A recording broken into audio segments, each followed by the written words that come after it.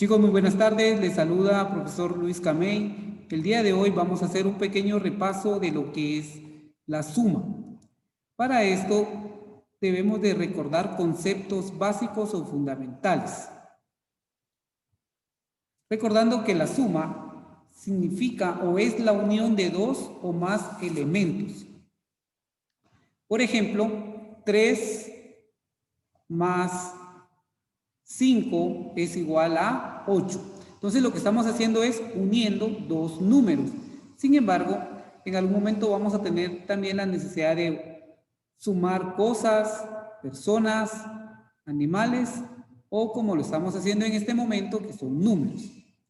Adicional a eso, debemos de recordar que la suma está compuesta por dos partes, que es en este caso el número 5 y el número 3, a estos dos números les vamos a llamar sumandos. Y al resultado de la unión de estos dos números, que en este caso es 8, le llamamos suma o total. Asimismo, debemos de recordar el signo de la suma, que es una cruz y significa más.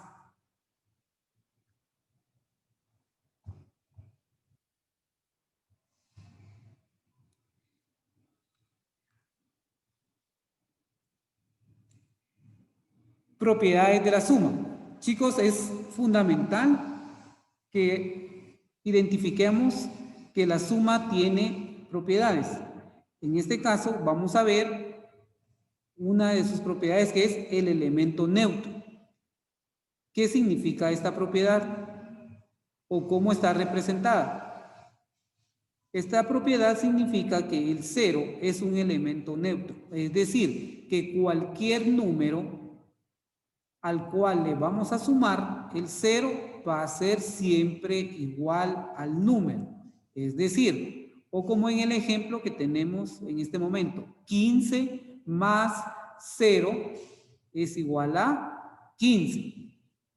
A esto se refiere la propiedad de la suma del elemento neutro. Veamos las siguientes propiedades. La conmutativa. ¿Qué significa esta propiedad? Que no importa el orden que coloquemos los sumandos, el resultado o la suma o el total va a ser igual. Por ejemplo, 15 más 7 es igual a 22. 15 más 7 es igual a 22. Pero también podemos cambiar el orden de los elementos. Por ejemplo, 7 más 15 igual 22. A esto es a lo que se refiere la propiedad conmutativa. La siguiente propiedad es la asociativa. En este caso, la propiedad asociativa significa que nosotros podemos hacer unión de elementos con características iguales y luego sumarlas con elementos que tengan características diferentes. Por ejemplo, 3 más 8. Aquí estamos hablando de números. Podríamos decir que, por ejemplo, hay 3 sillas en un lugar más otras 8 sillas que están en otro lugar. Entonces unimos solo las sillas, pero queremos saber en total cuántas sillas y mesas hay.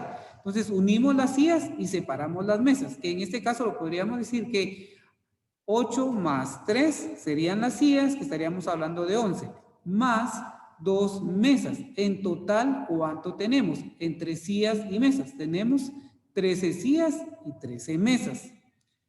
Y también en este caso la propiedad asociativa, podemos aplicar la propiedad conmutativa, que es cambiar el orden de las asociaciones o de las uniones que hicimos. Como por ejemplo 8 más 2 más 3 siempre va a ser 13.